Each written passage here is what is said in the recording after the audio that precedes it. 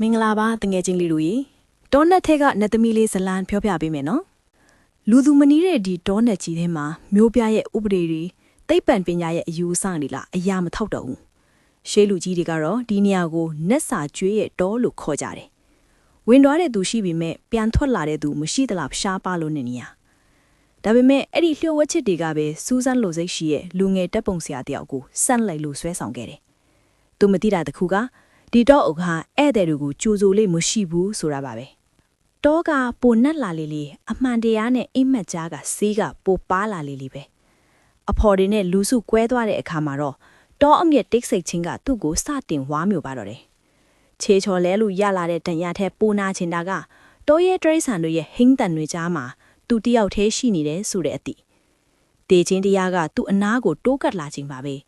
ဲလေထုထဲမှာထူးဆန်းတဲ့ရနံတစ်ခုကပလန့်လွယ်လာခဲ့တယ်။ဒါဟာပန်းရနံလား။ဒါမှမဟုတ်နဖျားကြီးရဲ့ဆေးဝါးလား။တတိနဲ့အိမ်မက်ကြားမှာသူမြင်လိုက်ရတာကလူသားတယောက်ရဲ့အလှတရားမျိုးမဟုတ်ဘူး။ရေတံကုန်ရဲ့အလင်းပြန်မှုကြားမှာကခုံးနေတဲ့သူမဟာတောအုပ်ကြီးရဲ့ဝိညာဉ်လား။ဒါမှမဟုတ်တစ်ပင်တွေကဖန်တီးလိုက်တဲ့နတ်သမီးလား။သူမရဲ့အကြည့်တွေကစူးရှားပြီးမြဲအေးမြက်တယ်။သူမခြေလန်းလန်းအတိုင်းတစ်ပင်တွေကဥညွတ်သွားသလိုနှက်တွေကလည်းတချင်းဆိုတာရက်သွားကြတယ်။သူမဟာဒီတောအုပ်ကြီးရဲ့ဘယင်မဒီတောအုပ်ကြီးရဲ့တူးသီးသောအရှင်သခင်ပေါ့။ထူးဆန်းတာကသူမအနားကိုရောက်လာတဲ့အခါမှာတော့ကြောက်စိတ်တွေဟာနှင်းစီပွင့်လေးတွေလိုချွေကျသွားတယ်။သူမရဲ့လက်ချုံးလေးတွေကတန်းရပေါ်ကိုထိလိုက်တဲ့အချိန်မှာနာကျင်မှုတွေဟာအေးမြက်တဲ့စမ်းရည်အဖြစ်ပြောင်းလဲသွားတယ်။သူစကားပြောဖို့ကြိုးစားပေမဲ့သူမကနှုတ်ဖမ်းပေါ်လက်ညူလေးတင်ပြီးတားမိခဲ့တယ်။ဒီတော့ထဲမှာစကလုံးတွေထက်ပိုလေးကျက်တဲ့ဆက်သွယ်မှုတွေရှိနေတယ်ဆိုတာသူနားလည်လိုက်ရတဲ့အချိန်ပေါ့ဒါပေမဲ့အေးချမ်းမှုဆိုတာကခဏတာပဲဆိုတာကိုတော့သူမသိသေးဘူး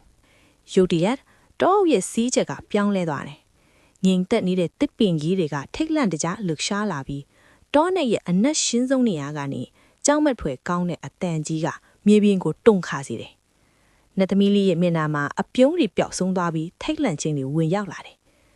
သူမကသူ့လက်ကိုတင်းတင်းဆုပ်လိုက်တယ်။ဒါဟာကဲတင်ချင်းလားဒါမှမဟုတ်အတူတူပြက်စီးချင်းလား။အဝေးကနေပြေးဝင်လာတဲ့အရဲတောင်အမြောင်းမြစ်အရစ်ကြီးကသူတို့နှစ်ယောက်ကိုဝါမျိုးဖို့စက္ကန့်ပိုင်းပဲလို့တော့တယ်။ရှေ့မှာကအစုံမရှိ6ကန်းပါ။နောက်မှာကတေမင်တမန်တတဝါကြီး။သူမကသူ့ကိုကြည့်ပြီး6ကန်းပါတဲ့ကိုခုံချဖို့အချက်ထားလိုက်တဲ့အခါမှာသူမကိုယုံကြည်ပြီးအမှောင်တက်ထဲကိုခုံဆင်းမလား။ဒါမှမဟုတ်တေမင်းလက်ထဲမှာပဲအရှုံးပေးမလား။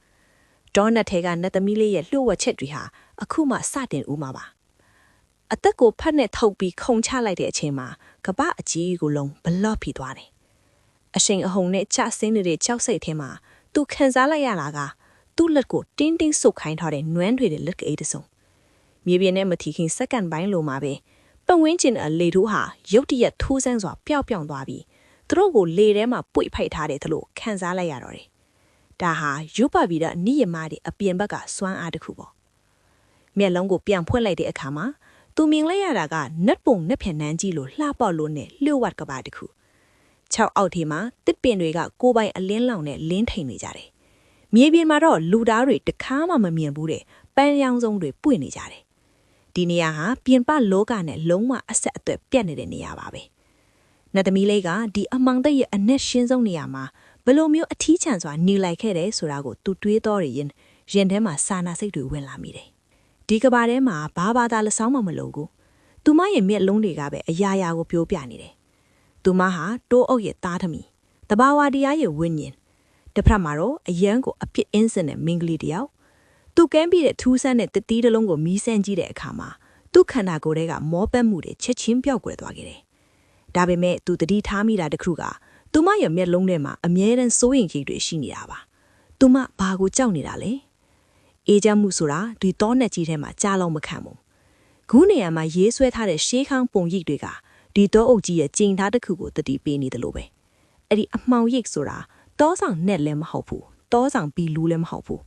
ဒါဟာနှစ်ပေါင်းထောင်ချီပြီးပိတ်လောင်ခံထားတဲ့အမုန်းတရားတွေရဲ့စူးစီးခြင်းတစ်ခုအခုတော့အဲ့ဒီအမှောင်ရိပ်ဟာသူတို့စီကိုဖြည်းဖြည်းချင်းခြေလန်းကျဲလာပြီသူမကိုအမှောင်တက်ထိတ်ကကဲတင်မှုဆိုရင်သူဘာကိုလွတ်ပြီးဟမ်လဲဆိုတာသူကိုယ်တိုင်လည်းမသိသေးဘူး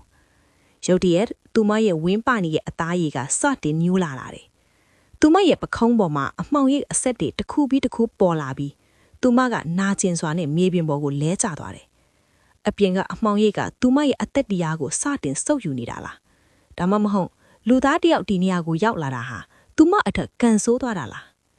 သူမကိုပွေ့ချီဖို့စ조사လိုက်တဲ့အချိန်မှာပဲကူးပါမှာပေါ်လာတဲ့ရဲတောင်အမြောင်းအရိပ်ကြီး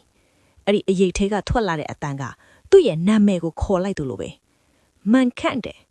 ဒီဒေါနက်ထဲမှာသူ့နာမည်ကိုဘသူကသိနေရလဲအဲ့ဒီအရိပ်ကြီးဟာသူသိနေတဲ့လူတယောက်ရောက်လား